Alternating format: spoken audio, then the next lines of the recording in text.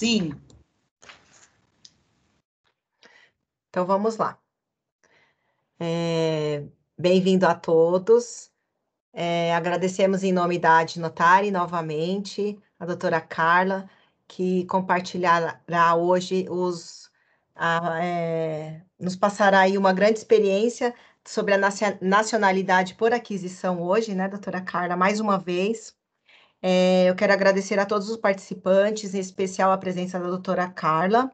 E esse evento, ele é promovido pela Academia Nacional de Direito Notarial e Registral, a Adnotare, entidade sem fins lucrativos e que se pauta pela difusão de conhecimento na área do direito notarial e registral e pelo compartilhamento de informações em prol da sociedade, agregando profissionais das diferentes vertentes ligadas aos registros públicos em geral, em especial aos advogados, para o aperfeiçoamento no âmbito das atividades extrajudiciais, de modo a melhorar a qualidade dos serviços prestados e disponíveis. Além dos encontros mensais para atualização e debate dos temas, a Adnotare proporciona aos associados um material exclusivo, técnico, doutrinário e jurisprudencial por meio de livros e revistas. Aproveitamos a convidá-los a fazer parte da nossa academia, associando-se por meio de nosso site ou por meio do envio do e-mail.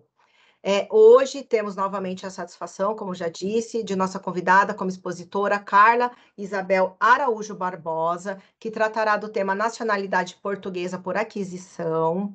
Eu vou ler o currículo da doutora Carla. Ela é conservadora dos registros civil, predial e comercial em várias conservatórias do registro civil e anexadas. Aqui, lembrando que em Portugal a gente se pronuncia registro, no Brasil, registro. Assistente convidada do IPCA, Instituto Politécnico do Cávado, EAV, da Unidade Curricular de Práticas de Registros e Notariado, mestrado em solicitadora. Formadora, Ordem dos Solicitadores, Direito da Nacionalidade Portuguesa, Atribuição e Aquisição de Nacionalidade Portuguesa, mestranda em Ciências Jurídico-Forense, Faculdade de Direito da Universidade de Coimbra. Então, vamos só lembrar que na palestra, deixa eu voltar aqui a minha imagem, que na primeira palestra que a doutora Carla nos prestigiou, isso já tem um mês, ela tratou do tema nacionalidade por atribuição. Então, a cada nacionalidade ela tem as suas peculiaridades, e hoje a doutora Carla vai trazer para a gente todas essas, inclusive que tem muita novidade nessa nacionalidade por aquisição. Eu vou pedir a todos que fechem as câmeras para a conexão fluir melhor, deixem a Carla proferir toda a palestra e, posteriormente, podemos abrir as perguntas. Vamos anotando tudo, porque às vezes a palestrante faz a apresentação e a dúvida do ouvinte é uma dúvida que já estava ali, de repente, no próximo slide. Então, vamos deixar as perguntas aí para o final. Eu acho que vai fluir melhor. E aí a gente bate um papo, eu já tenho algumas questões que eu já antecipadamente enviei por e-mail, mas é isso. Então, vamos continuar aqui. A palavra é sua, Carla. Muito bem, doutora Mónica, muito obrigada. Mais uma vez agradeço o convite que me foi dirigido pela Adnotare, é sempre um gosto partilhar conhecimentos. Agradeço a oportunidade que me deram e para mim é também um motivo de alegria realmente esta partilha, porque aprendemos todos uns com os outros.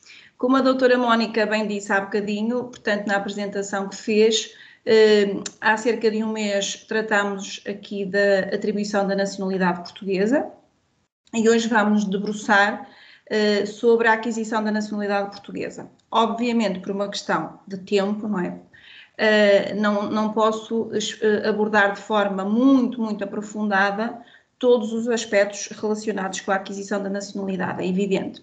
Mas vou salientar os aspectos mais importantes, os que são transversais às várias formas de aquisição da nacionalidade portuguesa, e depois vou-me deter de uma forma mais particular, digamos assim, na aquisição da nacionalidade por efeito da residência e por parte dos judeus sefarditas.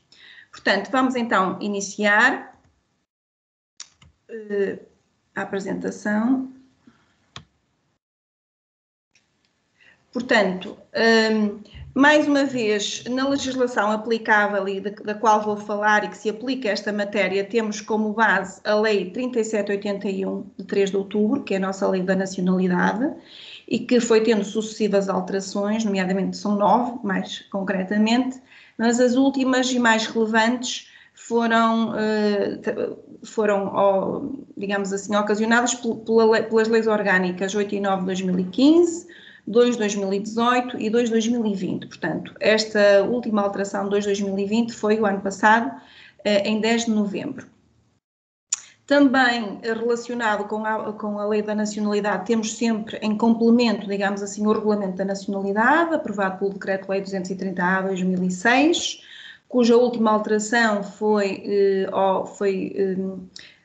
feita pelo Decreto-Lei 71 de 2017 e estamos a aguardar nova alteração ao Regulamento da Nacionalidade, mas disso falaremos mais à frente.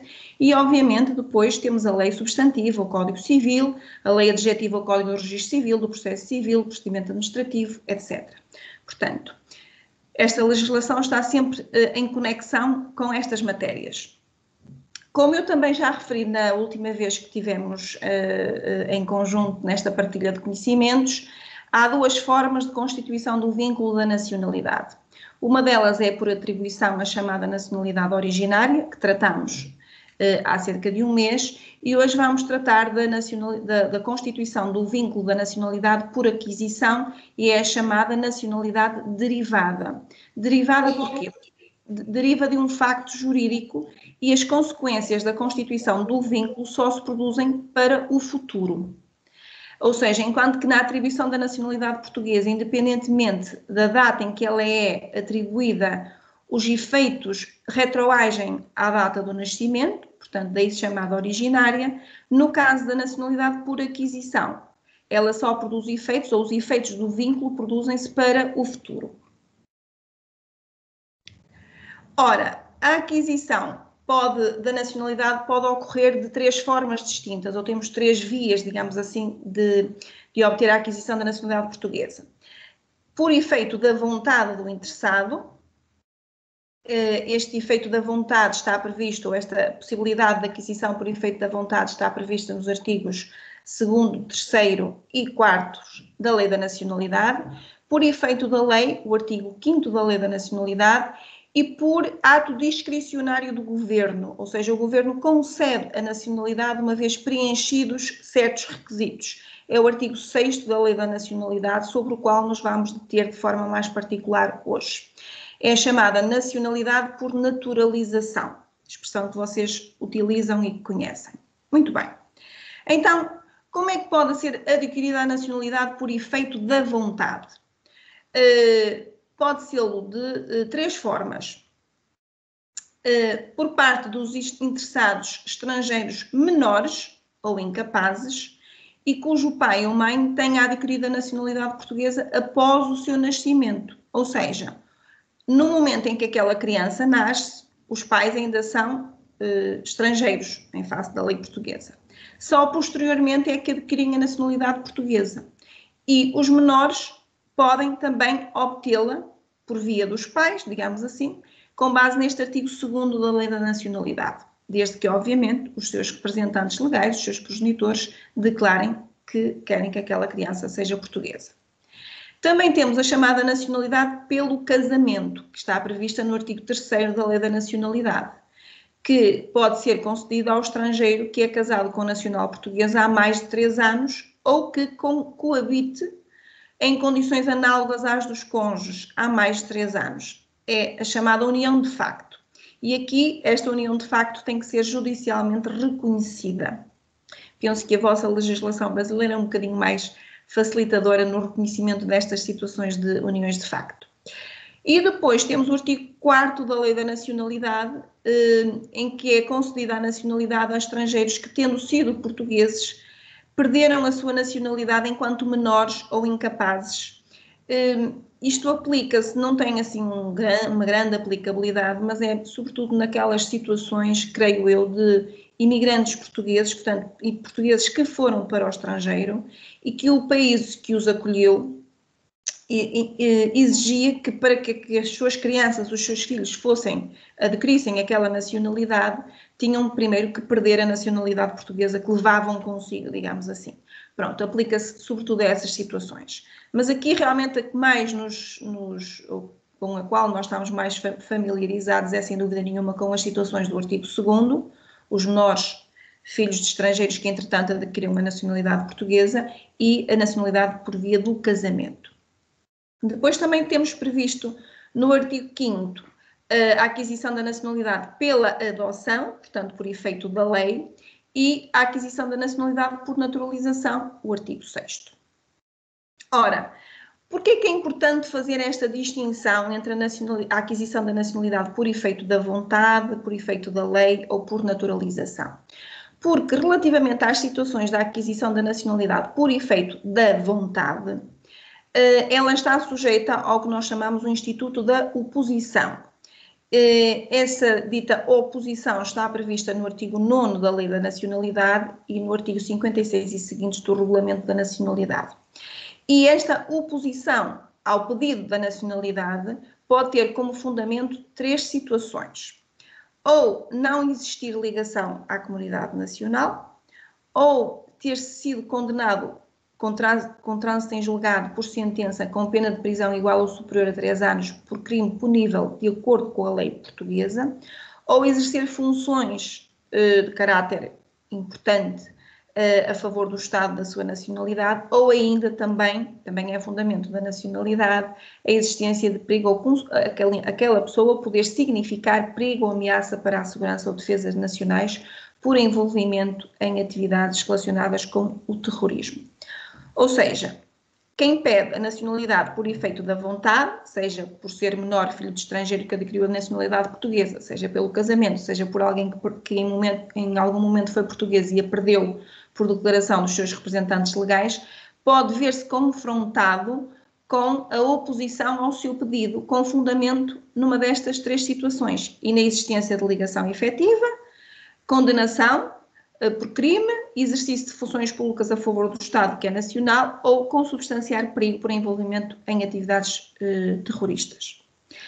Excetuam-se, no caso da nacionalidade pelo casamento, não está sujeita a este instituto de oposição quando existam filhos comuns do casal com nacionalidade portuguesa, que também já sejam portugueses, ou quando o casamento ou a união de facto, legalmente reconhecida, já tenha ocorrido há pelo menos 6 anos. Como sabem, para que se possa pedir a nacionalidade pelo casamento, o casamento tem que ter ocorrido há pelo menos 3 anos, mas se ele já tiver ocorrido há mais de 6, já não está sujeito a este instituto da oposição. E isto realmente é também uma alteração que não é assim muito antiga, é relativamente recente e que realmente é muito relevante e, digamos assim, facilita bastante algumas situações, nomeadamente aquelas situações em que as pessoas já tinham filhos comuns e às vezes era complicado. Muito bem. Ora, por isso é que esta aquisição da nacionalidade por efeito da vontade significa que, além da vontade do interessado em ser português, está sempre sujeito a uma condição, que é que não seja deduzida por parte do Ministério Público, que é a entidade judicial competente, para deduzir oposição àquele pedido. E, no fundo, porque é que existe este Instituto de Oposição? É uma forma do Estado, de certa forma, se reservar o direito de impedir que alguém indesejável, entre aspas, possa, de alguma forma, adquirir a nacionalidade portuguesa. E, portanto, quando alguém pede a nacionalidade por efeito da vontade, deve sempre pronunciar sobre estes aspectos.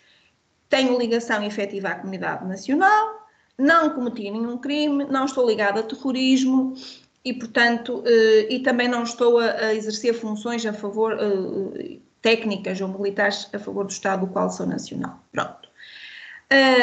Durante algum tempo houve algumas decisões judiciais, de certa forma, contraditórias sobre a quem incumbiu o ónus da prova acerca da inexistência da ligação efetiva à comunidade nacional. Ou seja, A dúvida era saber, e as decisões eram um bocadinho contraditórias, sobre se o ónus da prova cabia ao interessado provar de que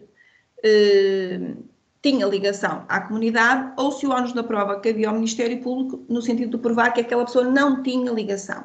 E um acórdão do Supremo Tribunal Administrativo de 2016 veio uniformizar a jurisprudência no sentido de definir que o ónus da prova caberia sempre ao Ministério Público e não ao interessado.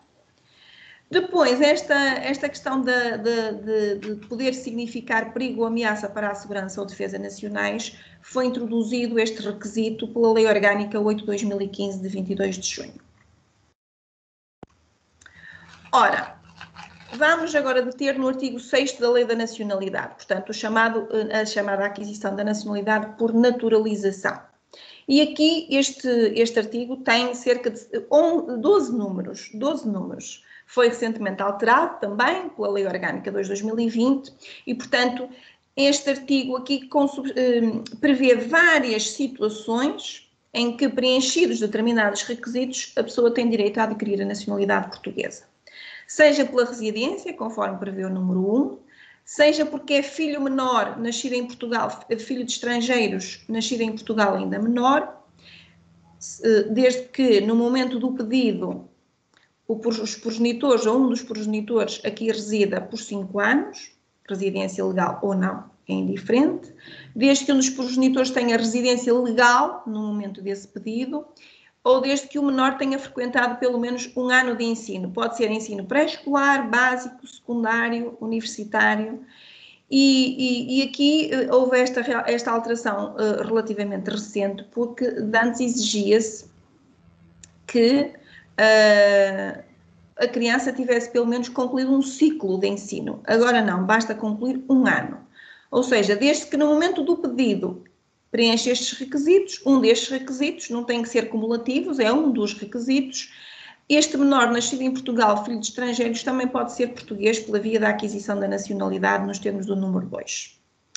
Depois, caso se trate de uma criança ou jovem acolhido numa instituição, também pode ter direito a adquirir a nacionalidade portuguesa. E se pensarmos, acho que já falámos disto da outra vez, mas se pensarmos, por exemplo, nas crianças que chegam à Europa, muitas delas sem qualquer documentação e que se veem institucionalizadas, por forma a garantir, digamos assim, o seu acolhimento e integração e, digamos assim, dar-lhes a possibilidade de serem cidadãos de um país, a nossa lei também prevê que a estas crianças institucionalizadas seja concedida a lei portuguesa.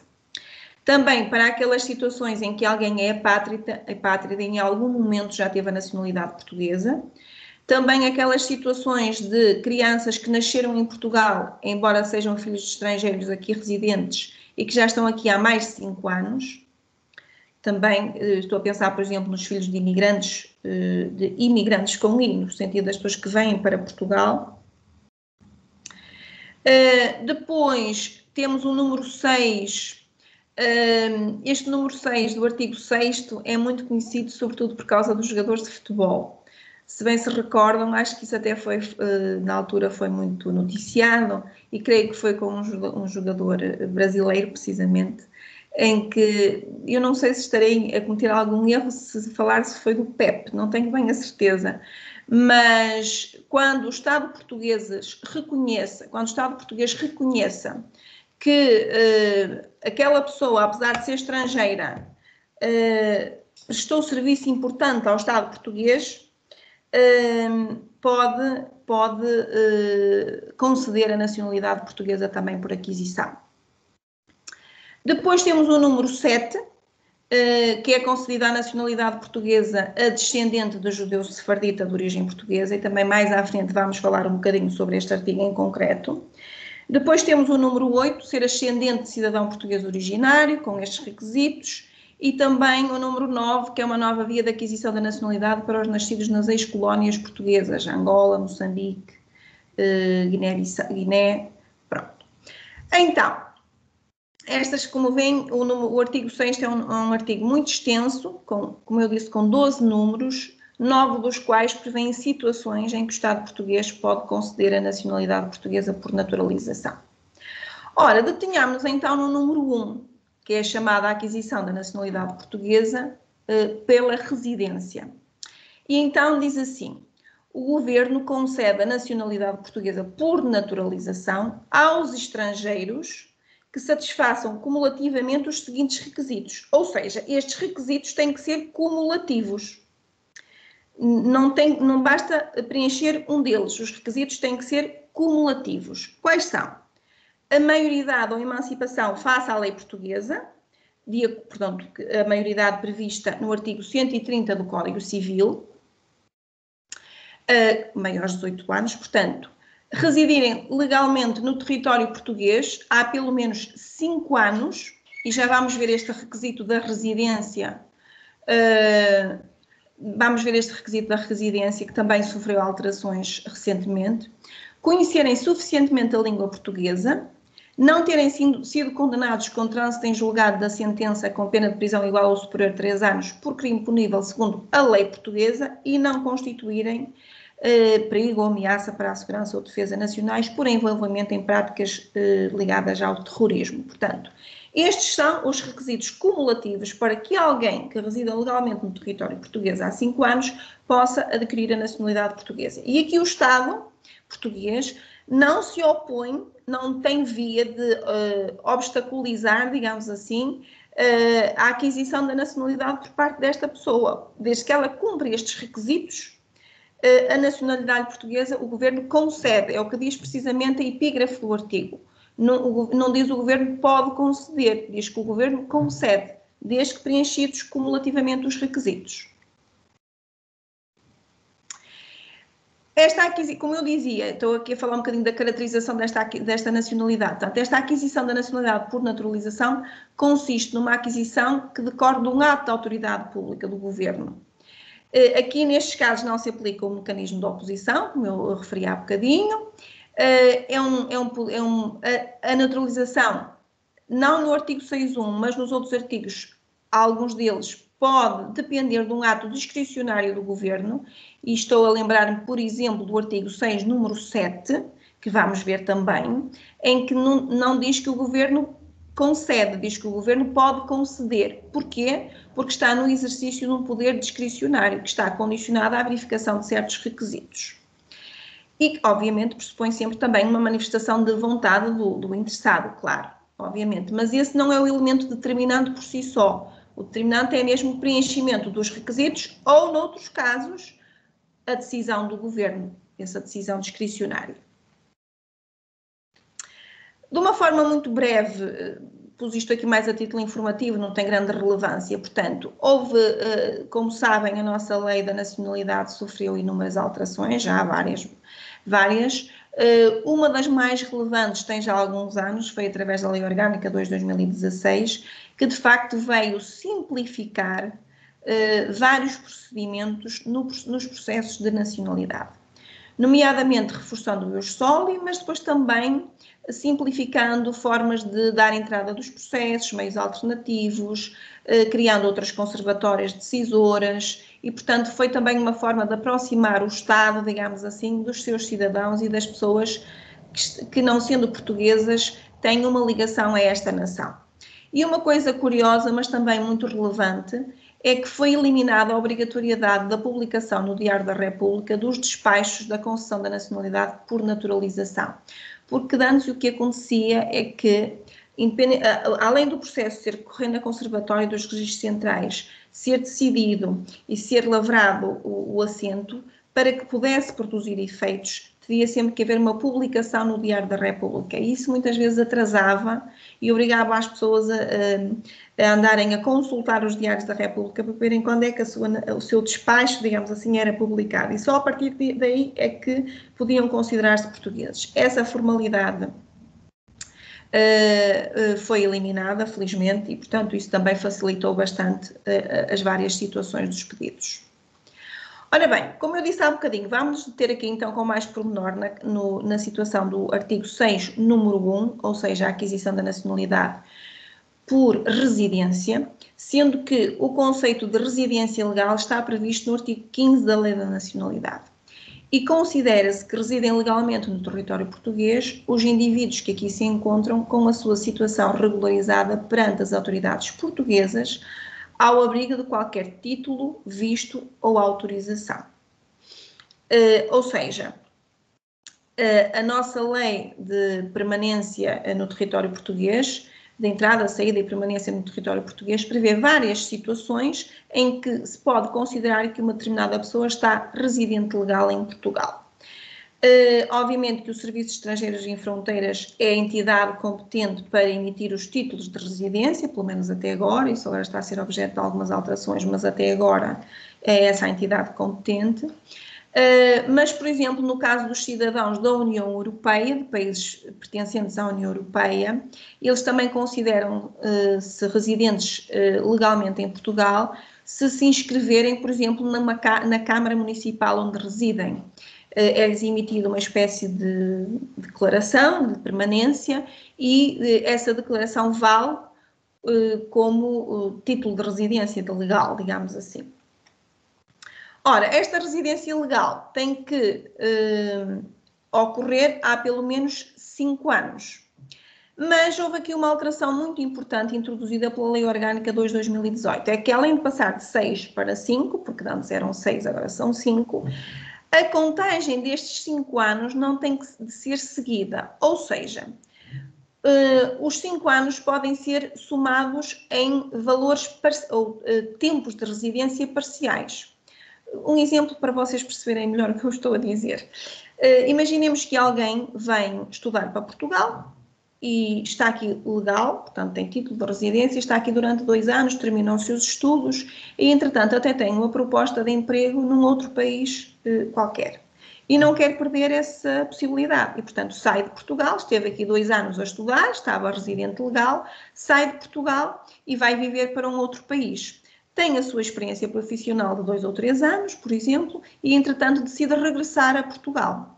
Ora, anteriormente à Lei Orgânica 2/2018, o que é que acontecia? Quando regressava a Portugal e, portanto, lhe era atribuído outra vez o título de residência, começava a contar os 5 anos novamente. Agora não. Agora o que é que vai acontecer? Aos 2 anos que aquela pessoa já tinha, vão acrescer, entretanto, os outros que ela aqui estiver. E, portanto, se esta pessoa voltou a Portugal ao fim de 3 anos, pode pedir a aquisição da nacionalidade pela residência, porque já tinha 2 anteriormente, saiu de Portugal, voltou, tem mais 3, faz os 5. Anteriormente não, começava a contar de novo, ou seja, tinha que esperar 5 anos para poder pedir novamente a nacionalidade portuguesa. E estes períodos seguidos ou interpolados também não são eternos, o que significa que este cômputo, este somatório de períodos de permanência legal valem num intervalo de 15 anos. O que vale por dizer que se alguém está aqui, por exemplo, 4 anos legal, vai, por exemplo, para os Estados Unidos da América e volta passados 20 anos, aí já não se pode valer dos 4 anos que tinha estado cá. Pronto, basicamente é isto. Mas isto também foi uma alteração muito relevante. Ora, outro dos requisitos que agora, pronto, perdeu alguma importância, sobretudo para os países da expressão de língua oficial portuguesa, não é? Mas que era muito relevante e trazia também muitos problemas e muitas complicações, é o conhecimento suficiente da língua portuguesa. É também um dos requisitos. Portanto, serem maiores ou emancipados, residirem legalmente há pelo menos 5 anos, conhecerem suficientemente a língua portuguesa. Está previsto este requisito no artigo 6º, número 1, a linha C, e número 10, e ainda no artigo 25 do Regulamento da Nacionalidade. Ora, esta alteração que ocorreu também foi muito importante, porque se presume o conhecimento da língua portuguesa para os interessados que sejam naturais e nacionais de países que tenham o português como língua oficial há pelo menos 10 anos. E, portanto, sem ser no caso destes, os outros interessados têm sempre que apresentar certificado de habilitação e estão aqui previstos, eu não vou agora aqui repetir, isto está previsto na lei, no artigo 25 do Regulamento da Nacionalidade, os vários certificados, documentos que podem comprovar o conhecimento suficiente da língua portuguesa. Ora, depois temos também o requisito da não condenação com trânsito em julgado da sentença com pena de prisão igual ou superior a 3 anos. Também houve aqui uma alteração relevante introduzida pela Lei Orgânica 2/2018, porque esta condenação com trânsito em julgado de sentença, com pena de prisão igual ou superior a 3 anos, refere-se à pena concreta aplicada e não à moldura penal abstrata do crime que está em causa. Ou seja, um interessado que esteja cá em Portugal, por exemplo, há 5 ou 6 anos, mas que, entretanto, foi condenado num crime, e esse crime que a pessoa cometeu até pode ter uma moldura abstrata de 6 anos, por exemplo, mas se ele foi condenado em 2, isso já não é obstáculo a que ele possa pedir a nacionalidade portuguesa, pela via deste artigo 6, número 1. Portanto, a condenação tem que ser na pena concreta, os 3 anos tem que ser na pena concreta e não na moldura penal abstrata do crime. Ora, e como é que se prova este requisito da não condenação? Obviamente com os certificados de registro criminal, emitidos pelos serviços competentes. Que certificados de registro criminal? Do país da naturalidade e da nacionalidade, porque às vezes não são o mesmo, pode ter-se nascido num país, mas ser-se nacional de outro. Também de todos aqueles países onde a pessoa tenha residido, tenha tido ou tenha. Desde que após os 16 anos. O que é que isto significa? Significa que, por exemplo, um miúdo que aos 14 anos, imagine que alguém que nasceu no Brasil e que, entretanto, os pais emigraram, por exemplo, para a Suíça, e o miúdo, a pessoa cresceu aí entre os 10, por exemplo, e os 15 anos, e, entretanto, veio para Portugal. Obviamente, se a criança viveu naquele país, na Suíça, entre os 10 e os 15 anos, nessa idade ele não era imputável penalmente e, portanto, não temos que exigir o registro criminal da Suíça, pese embora essa pessoa tenha vivido na Suíça, porque durante esse período essa pessoa não tinha imputabilidade penal, era menor de 16 anos. Agora, se após os 16 anos ele viveu, por exemplo, na Inglaterra, aí já teremos que pedir o registro criminal da Inglaterra também. Ora, também, como todos, penso eu, sabem, relativamente ao certificado de registro criminal português, não tenho que o juntar, uma vez que ele é oficiosamente obtido por parte dos serviços. Ora, quais são os documentos que temos que juntar para fazer o pedido da nossa aquisição de nacionalidade por residência legal? É igual para quase todos os processos, portanto, aqui as coisas não diferem muito. Requerimento em língua portuguesa, o modelo está disponível na página do IRN, como todos sabem, e tem que ser reconhecimento presencial da assinatura ou assinado presencialmente perante o oficial de registros. O reconhecimento presencial equivale ao vosso reconhecimento por autenticidade. Depois, a certidão de nascimento do requerente, devidamente legalizada ou apostilada, se emitida no estrangeiro, e obviamente que se for em língua diferente do português também terá que ser traduzida, como veremos mais à frente. Aqui, a certidão de nascimento do requerente é um documento instrutório necessário, importante, claro, mas não tem a relevância que tem para uma atribuição da nacionalidade. Como eu expliquei da outra vez, se alguém está aqui presente que se recorde, no caso da atribuição, a certidão de nascimento, digamos assim, é a base de trabalho, porque é de lá que se retira o estabelecimento da filiação que vai servir de base àquela atribuição da nacionalidade. No caso da nacionalidade por aquisição, a certidão de nascimento já não tem essa relevância, porque serve apenas como, entre aspas, elemento de identificação do requerente e não já como documento base para a atribuição da nacionalidade, porque aqui a aquisição da nacionalidade depende daqueles requisitos que nós estamos aqui a enunciar e não já de uma filiação que decorre da certidão de nascimento. Ora, portanto, como eu ia dizer, os documentos instrutórios, então, o requerimento, a certidão de nascimento do requerente, os certificados de registro criminal do país da naturalidade, da nacionalidade e dos países onde o interessado tenha tido ou tenha residência após os 16 anos, e houve algumas dúvidas, ou há algumas dúvidas sobre se o registro criminal tem ou não de ser apostilado ou legalizado. Eu, na dúvida, aconselho sempre a que seja. Embora haja, até porque nós agora, no que diz respeito aos registros criminais do Brasil, nós temos até a possibilidade de os consultar, fazer a consulta via eletrónica, e portanto há quem entenda que se calhar não faz muito sentido exigirmos a legalização, mas ainda assim eu aconselho sempre a legalização ou a apostila. Depois também deve ser junto o documento de identificação do interessado, o passaporte, ou RG, ou qualquer outro, e caso não seja, o interessado não seja de país de língua oficial portuguesa, então documento comprovativo do conhecimento da língua portuguesa. Ora, obviamente que todos os elementos, todas as certidões que nós possamos obter oficiosamente através das nossas bases de dados, não obrigamos as pessoas a juntarem, não é? Como também já sabem disso. Assim como o certificado de registro criminal e a prova da residência. Obviamente que quando se pede uma aquisição da nacionalidade pela residência legal, dever-se-á apresentar também título de residência válido, mas os serviços não se bastam com isso. E muitas vezes também nestes artigos 6º, número 1, muitas vezes as pessoas juntam declarações do CEF comprovativas do tempo de residência, mas isso é despiciente, ou seja, é desnecessário. Porquê? Porque, de facto, nós fazemos sempre a consulta ao CEF para que nos seja comprovada a residência legal daquela pessoa. Também já sabem que os empréstimos estão disponíveis na página do IRN. As traduções de documentos escritos em língua estrangeira devem ser feitas nos termos legais. Obviamente que nós temos a nossa lei portuguesa que determina quem é que pode fazer traduções, quem é que pode fazer as certificações, mas também nós aceitamos as traduções feitas por entidades estrangeiras, desde que cumpram os requisitos e não nos ofereçam dúvidas acerca da sua validade e da sua autenticidade.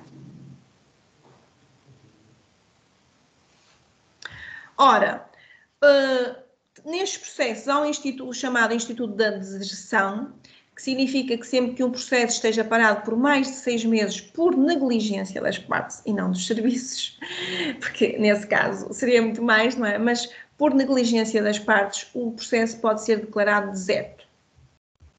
Sendo que há aqui uma ligeira diferença, é que os processos de atribuição e de aquisição de nacionalidade por efeito da vontade ou a adoção estão abrangidos pelo regime da deserção prevista no nosso Código de Processo Civil.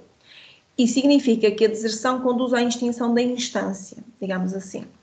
É o que está previsto nos artigos 41, número 6 do Regulamento da Nacionalidade e os artigos 231 e 281 e 277 do Código de Processo Civil.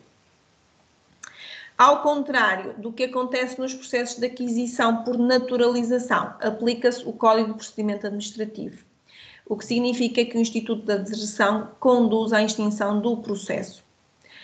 Claro que nós não consideramos um processo deserto sem mais. Previamente, a Conservatória deve notificar o interessado das consequências da sua inércia. E a deserção tem sempre que ser declarada por despacho do conservador titular do processo e notificada ao interessado. São as garantias dadas pelo Código de Procedimento Administrativo nos artigos 91, número 3, 124 e 66 do Código de Procedimento Administrativo. Muito bem. Esta foi a primeira parte, digamos assim, estou a olhar assim para o relógio, acho que estou mais ou menos no timing, não quero atrasar muito. Esta foi a primeira parte acerca da aquisição da nacionalidade por naturalização, em que me foquei essencialmente nos aspectos gerais e na residência, ou melhor, desculpem, na aquisição da nacionalidade pela residência. E agora vou falar um bocadinho do artigo 6, número 7, que é a aquisição da nacionalidade por parte dos judeus sefarditas. Para muitos será novidade, para outros não, e, portanto, não deixa de ser um tema interessante.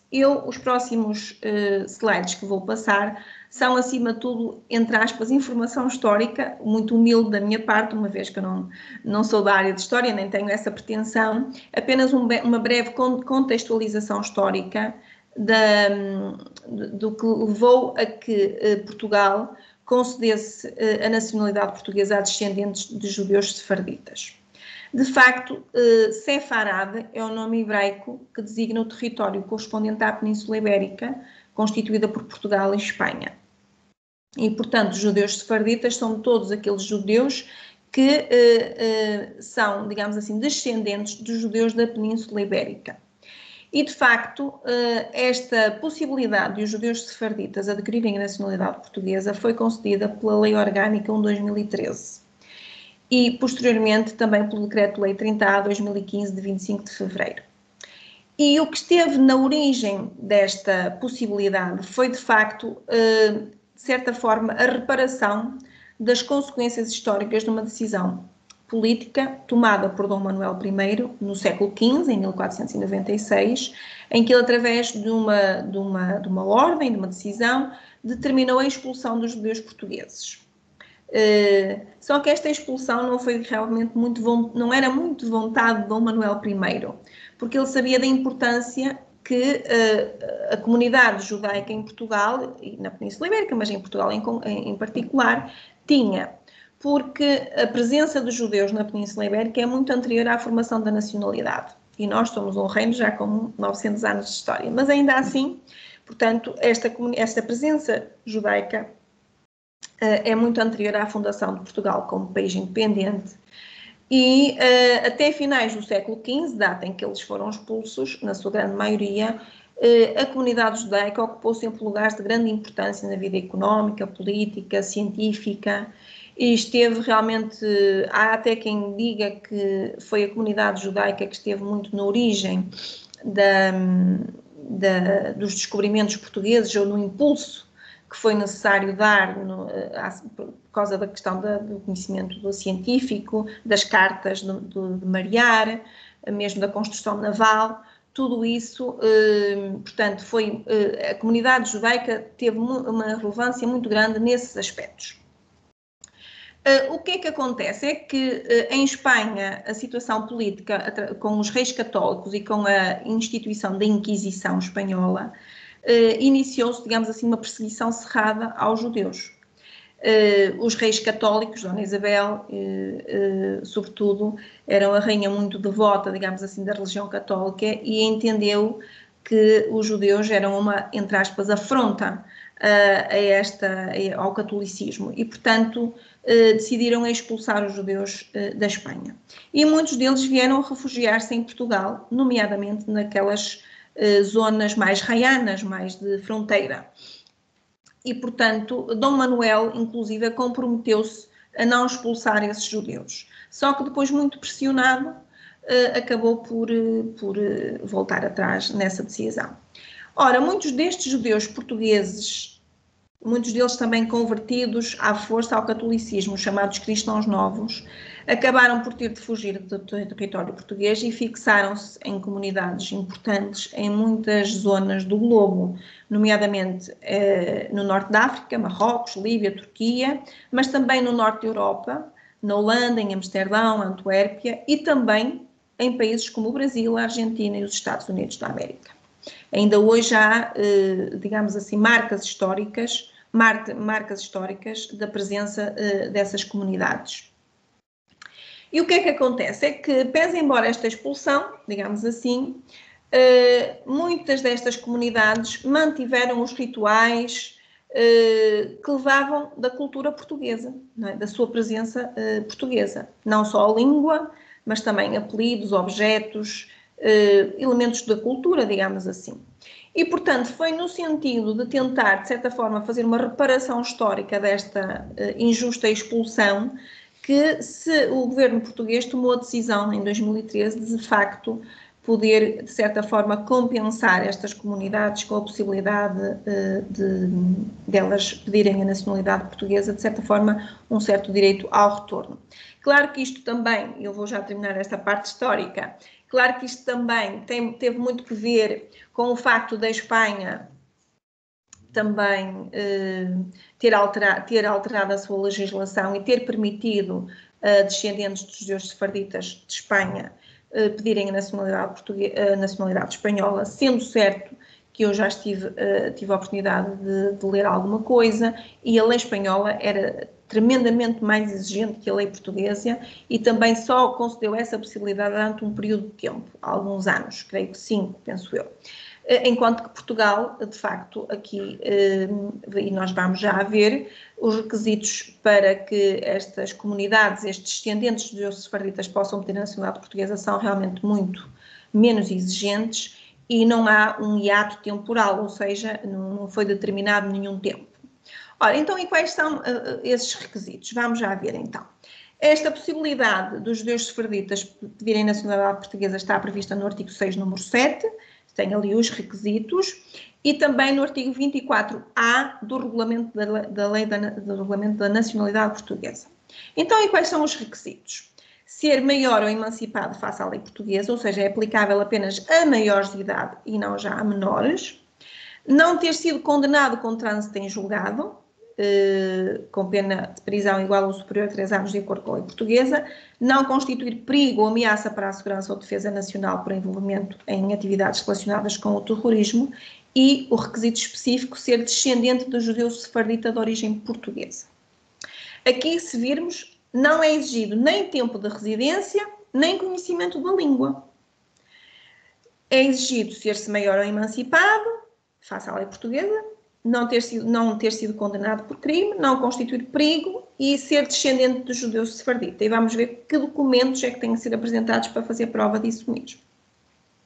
Ora, da mesma forma que falámos há bocadinho, o requerimento em língua portuguesa, com o reconhecimento presencial da assinatura, ou assinado por procurador com poderes especiais, não referi isso, mas é o habitual, a certidão de nascimento do requerente, e aqui, obviamente, a maioria delas são em língua estrangeira e, portanto, têm que ser traduzidas, os certificados do registro criminal do país da naturalidade, da nacionalidade e dos países onde o interessado tenha residido ou resida, e no caso dos judeus da comunidade judaica, nós temos, do tempo que eu trabalhei com judeus sefarditas, recordo-me que havia muitas pessoas com muitas que residiam em vários países, até por força das suas atividades profissionais. Portanto, são pessoas com grande mobilidade. E depois aqui o mais pormenorizado é o certificado da comunidade judaica. Portanto, é um certificado emitido pela comunidade judaica com o estatuto de pessoa coletiva religiosa radicada em Portugal, à data da entrada em vigor deste artigo 6, número 7, que este certificado vai atestar, vai confirmar a tradição de pertença a uma comunidade sefardita de origem portuguesa. E, portanto, a pedra de toque, digamos, a base deste pedido é, de facto, este certificado da comunidade judaica. Em Portugal, as duas únicas comunidades judaicas que estão radicadas, ou que estavam à data da entrada em vigor do artigo 6, número 7, é a comunidade de Lisboa e do Porto. Tenho conhecimento que, por exemplo, há uma comunidade judaica em Belmonte, mas essa ainda não estava reconhecida como pessoa coletiva religiosa à data da entrada em vigor desta lei e, portanto, os certificados não podem ser emitidos pela comunidade judaica de Belmonte, mas apenas e só por Lisboa ou Porto. E depois, como todos os outros, o documento de identificação do interessado, passaporte ou outro. Obviamente, é transversal a todos os processos, os documentos em língua estrangeira devem ser acompanhados da respectiva tradução. Pode ser dispensada essa tradução se os documentos forem escritos em língua francesa, inglesa ou espanhola, desde que o funcionário que recebe os documentos domine essa língua. Isto é uma alteração que foi recentemente introduzida ao artigo 49 do Código de Registro Civil Português, embora raramente essa tradução seja dispensada pela responsabilidade que é de uma tradução correta e completa. Depois, claro que é dispensada a apresentação dos documentos que nós tenhamos acesso às nossas bases de dados, bem como o certificado de registro criminal português também é dispensado. E, obviamente, que também para todos os processos é transversal, o interessado pode ser representado por procurador com poderes especiais para esse efeito. No caso dos judeus sefarditas, portanto, aqui a competência para tramitar processos neste momento cabe à Conservatória dos Registros Centrais e ao Arquivo Central do Porto, sendo que a decisão não cabe aos conservadores. O requerimento e os documentos instrutórios obedecem ao que está previsto nos artigos 18 e 24A do Regulamento da Nacionalidade Portuguesa e a prova da descendência como judeu sefardita português radica essencialmente neste certificado. E atenção que este certificado tem que estar corretamente preenchido, não pode haver rasuras, não pode haver divergência de nomes, de filiação, e muitos deles vêm até acompanhados com uma pequena árvore genealógica, digamos assim, que tenta traduzir, digamos assim, a descendência daquela pessoa. Digamos que é um documento essencial. E outra curiosidade que eu tenho para vos dizer é que os judeus muitas vezes ao longo da sua vida mudam de nome, não só por efeito do casamento, do divórcio, mas mudam mesmo de nome. E quando isso acontece, temos que reconstituir esse nome. O que é que eu quero dizer com isto? Tem que ser apresentados documentos que comprovem as várias alterações do nome ocorridas naquela pessoa. Imagine que a pessoa nasceu com 2 nomes na certidão de nascimento, entretanto casou, alterou o nome, entretanto alterou o nome próprio, porque isso é possível, já vi vários, e tem que apresentar esses vários, entre aspas, certificados que reconstituem os vários nomes que aquela pessoa usou ou usa durante a sua vida. Ora, como eu estava a dizer há bocadinho, portanto, estes processos são tramitados, trabalhados no Arquivo Central do Porto e na Conservatória dos Registros Centrais, mas não é o conservador que os decide. O conservador aprecia o processo e emite um parecer favorável ou desfavorável. No caso de ser desfavorável, tem que notificar o interessado dos motivos pelos quais dá a parecer desfavorável e depois o interessado, se quiser, pode ou não pronunciar-se. No caso de parecer favorável, este parecer, juntamente com o processo, é enviado à Secretaria de Estado da Justiça. Porque a decisão final da concessão da nacionalidade, e por isso é que neste artigo 6.7 não se diz o Governo concede, mas diz o Governo pode conceder, porque depende de uma decisão do Estado, e esta decisão final de atribuição, não é da atribuição, da concessão da nacionalidade portuguesa, é da competência do Ministro da Justiça, que neste momento delegou na Senhora Secretária de Estado da Justiça essa competência. O regime das notificações está previsto no Código de Procedimento Administrativo e os emolumentos, estou mesmo a terminar, os emolumentos destes processos de aquisição da nacionalidade têm o custo de 250 euros, sendo que os pedidos de naturalização ao abrigo dos artigos 6, número 2, menores, filhos de estrangeiros, número 3, 5 e 9 são gratuitos, mas em regra são 250 euros. Depois tenho a questão da nulidade, portanto, é nulo o ato que determine quer a atribuição, quer a aquisição ou perda da nacionalidade com base em documentos falsos. Esta nulidade tem que ser juridicamente declarada. E depois também há aqui artigos que prevêem a consolidação da nacionalidade, porque alguém que de boa fé usou, entre aspas, a nacionalidade portuguesa durante pelo menos 10 anos, muitas vezes por culpa dos serviços, ou por falha dos serviços, é considerada consolidada a nacionalidade portuguesa e, portanto, não lhe vai ser retirada. Esse prazo para a consolidação, no caso dos menores, é apenas de 18 meses. E vocês perguntam assim, como é que isso pode acontecer? Um exemplo muito simples. Uma criança filha de estrangeiros que nasce em Portugal não é portuguesa sem mais, a não ser que cumpra os requisitos do artigo 1º, número 1, a linha F, ou eventualmente do 6, número 2, ou do artigo 2º. Mas imaginemos que quem está a fazer o assento de nascimento, ou lavrar o assento de nascimento, por alguma razão esqueceu-se de mencionar que aquela criança era filha de pais estrangeiros, ou que os pais eram de nacionalidade chinesa, por exemplo. Ao fim de 18 meses, se nós nos apercebermos do erro, não vai ser retirada a nacionalidade portuguesa àquela criança, porque a nacionalidade se consolidou, digamos assim. É um erro do Estado que ele assume e pelo qual não vai prejudicar os interessados. Para concluirmos, e já vou quase com 1 hora, peço desculpa do meu atraso, a nacionalidade portuguesa pode então ser obtida por atribuição ou por aquisição. Por atribuição, como vimos, é uma forma originária, aliás, ou seja, produz efeitos desde o momento em que se nasce e pode ser obtida por efeito da lei ou da vontade. A nacionalidade obtida por aquisição é uma forma derivada e produz efeitos para futuro, ou seja, a partir da data em que seja lavrado o registro de aquisição. Pode ser obtida por efeito da vontade, pela adoção ou pela naturalização. E os descendentes de judeus sefarditas podem obter essa nacionalidade por naturalização. E pronto, muito obrigada por me ouvirem. Desculpem o tempo que vos tomei. Carla. Doutora Mónica, dou-lhe a palavra. Estou aqui, estão me ouvindo, né? Sim, sim. Não precisa se desculpar, não, porque é sempre muito bom te ouvir. Tem um associado que ele te mandou um questionamento. O questionamento dele ficou claro na sua exposição, ou tem algo mais a acrescentar que você acha que poderia acrescentar? Se bem me recordo, era alguém que adquiriu a nacionalidade portuguesa por ser descendente de judeu sefardita e tem um filho ainda menor, certo? E pretende agora que esse filho menor seja português, só que não poderá ser pela via da atribuição. Porquê? Porque a criança já era nascida à data em que o pai foi português por naturalização. E, portanto, como essa nacionalidade só produz efeitos para futuro, aquela criança já tinha nascido, portanto, não pode ser portuguesa de origem. Se, entretanto, aquela pessoa tiver outro filho agora, essa criança já pode ser português por atribuição, porque à data do seu nascimento o pai já é português.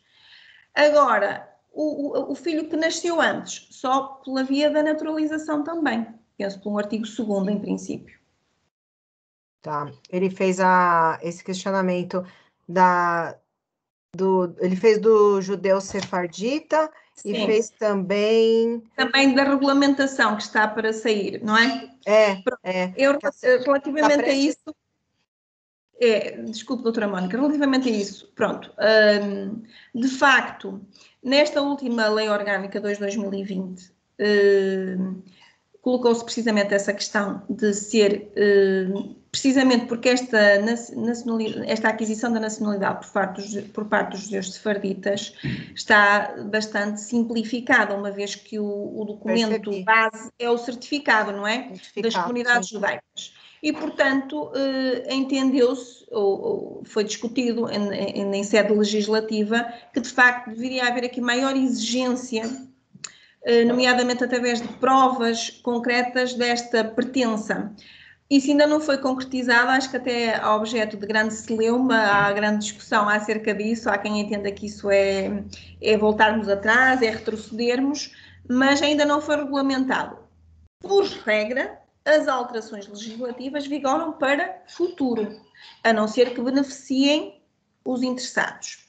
Aqui a questão que me foi colocada, que a doutora Mónica teve a gentileza de me enviar, a pergunta era se os processos que entretanto já deram entrada podiam ser prejudicados, entre aspas, por essa nova exigência se entretanto for regulamentadas essas questões. Eu julgo que não, porque em princípio será para futuro, a não ser que a lei especifique e diga que retroage, não é? Os efeitos. Então, nós temos aí duas situações. Se vem uma lei nova que prejudique, entendo que não.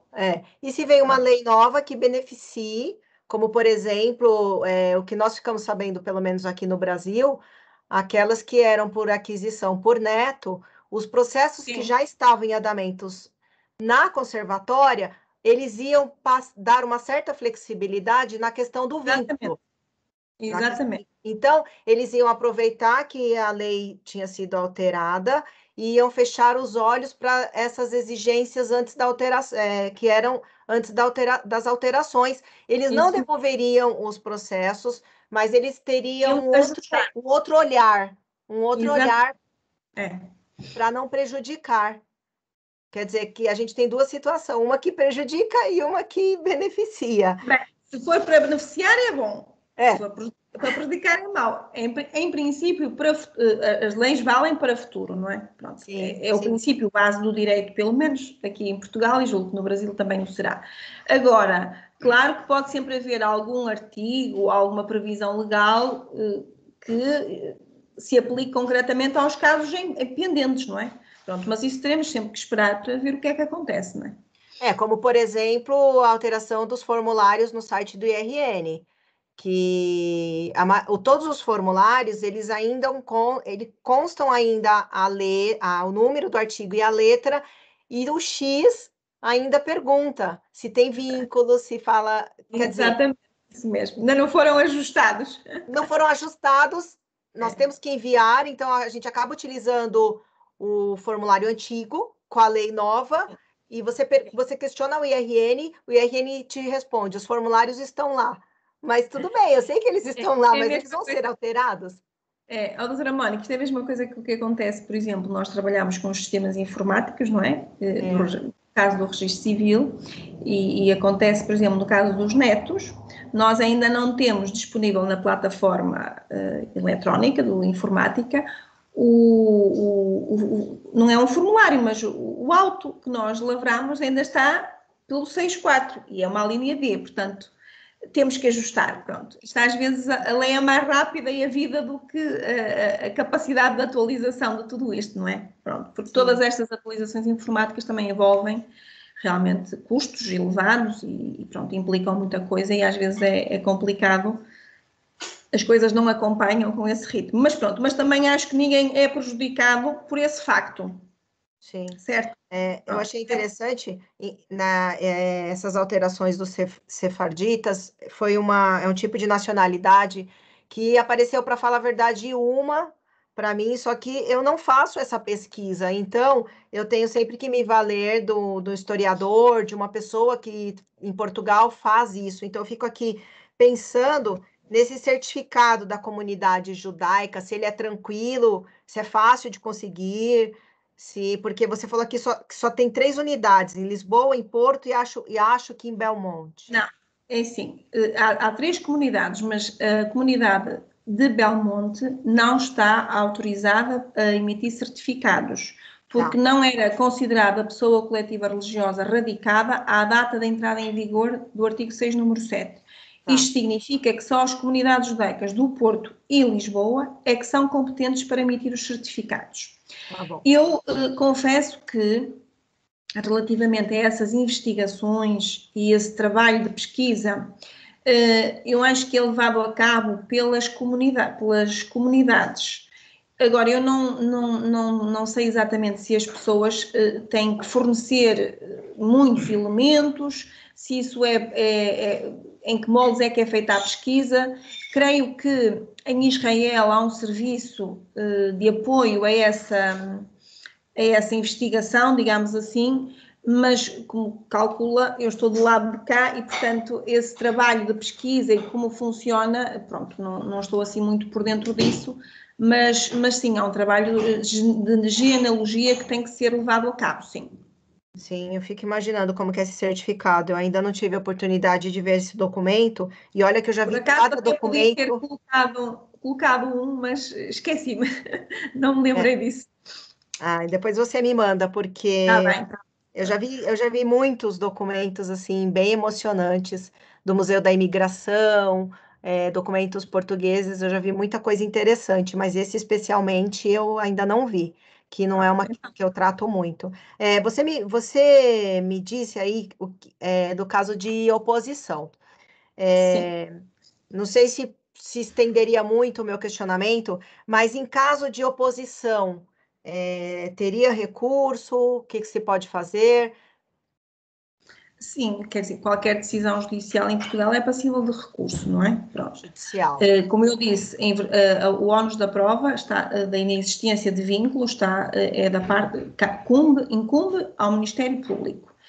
E depois a decisão judicial, obviamente, tem que ser transitada em julgado. Eu julgo que seja passível de recurso, sim. Não. Tá.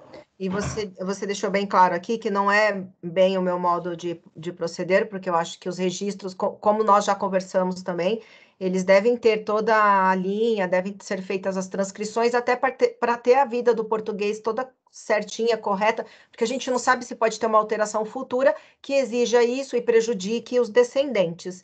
Isso Então, mesmo. quando você fala das transcrições obrigatórias, que foi o que nós conversamos na nossa primeira palestra, que era na atribuição, ou seja, era necessária desde que o pai não tivesse declarado, fiquei aqui com uma dúvida com relação a essas transcrições nos pedidos de aquisição. Não seriam mesmo necessárias? Bom, o que é que acontece? Enquanto que na atribuição, vamos aqui distinguir 3 coisas diferentes. Na atribuição, a transcrição do casamento pode ser necessária e indispensável quando se trate de fazer prova do estabelecimento da filiação. No caso das aquisições, como falei há bocadinho, é diferente, porque no caso da aquisição não está em causa, a aquisição da nacionalidade não depende da filiação, do estabelecimento da filiação, certo? Certo. E outra coisa, portanto, não se exige a transcrição do casamento para, por exemplo, obter uma nacionalidade portuguesa pela residência ou por ser judeu sefardita. Pronto. Sim.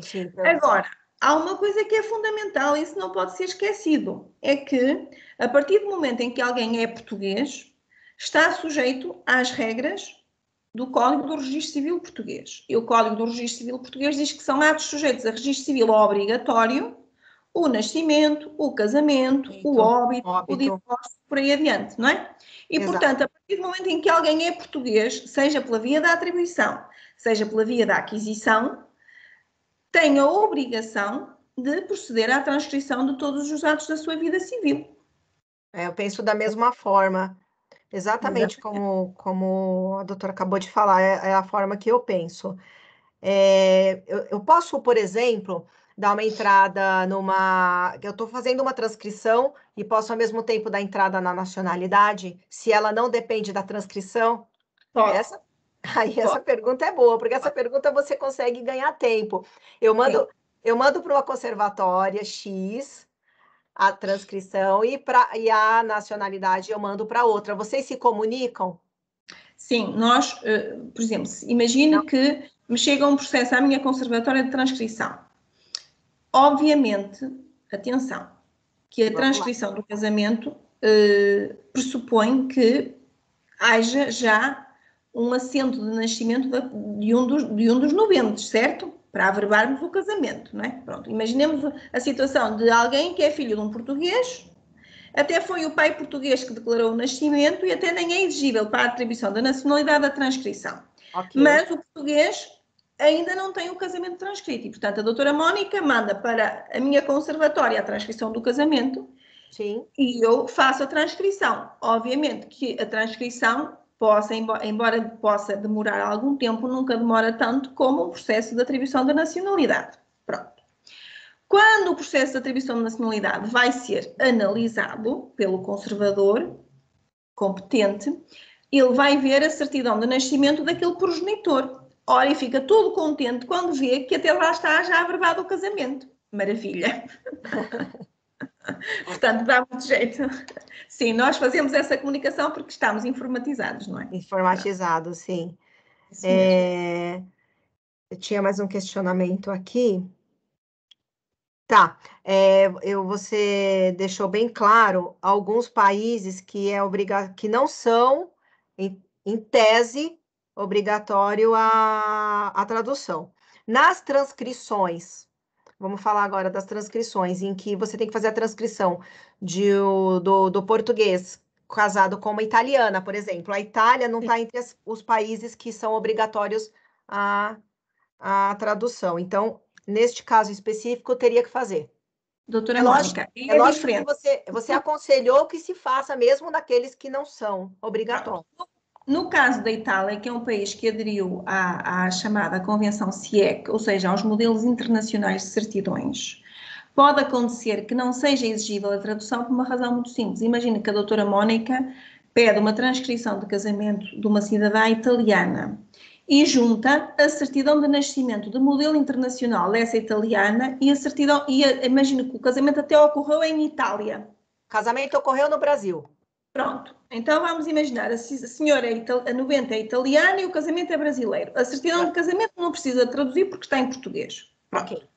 Quanto à certidão de nascimento da cidadã italiana, se juntar a certidão de modelo internacional, como a Itália é aderente à Convenção CIEC e Portugal também, isso dispensa a tradução. Agora, se for aquela certidão de nascimento italiana retirada dos livros por fotocópia dos livros italianos, aí já tem que ser traduzida. E o artigo 49 do Código do Registro Civil só dispensa a tradução se o funcionário dominar a língua, mas não é italiana, doutora, é espanhola, portuguesa ou inglesa. Francesa ou inglesa, eu vi aqui. Por isso que eu coloquei a Itália, porque é um caso até específico que tem a transcrição do casamento. Mas desculpe, doutora, se tiver a certidão do modelo internacional, já não é preciso. Não, modelo antigo, daqueles modelos, daqueles nascimentos de livros, sabe? Então aí tem que ser traduzido. Tem até a chancela, que tem o carimbinho, é bem bonitinho, é bem emocionante. Esses documentos, eles são bem emocionantes. Eu gosto muito de analisar, de ver, mas ele, especial, ele não é do modelo internacional. Então, no caso, deveria fazer a transcrição do casamento A certidão de nascimento de um dos nubentes é requisito obrigatório. Ele compõe o processo para a transcrição.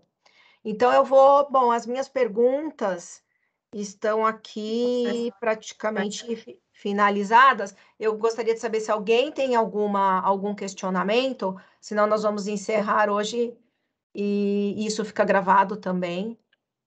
Eu vou abrir aqui a oportunidade, porque eu não deixei ninguém falar durante a palestra, não foi, Carla? Tudo proibido. Tudo proibido. Alguém levante a mão que queira fazer algum questionamento, que não seja de atribuição, né, Carla?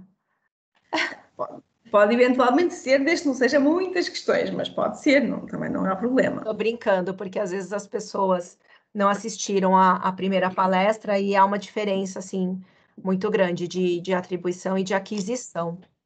Sim. Bom, eu acho que não tem. O Hilário sempre gosta de perguntar, mas ele já entrou e já saiu. Bom.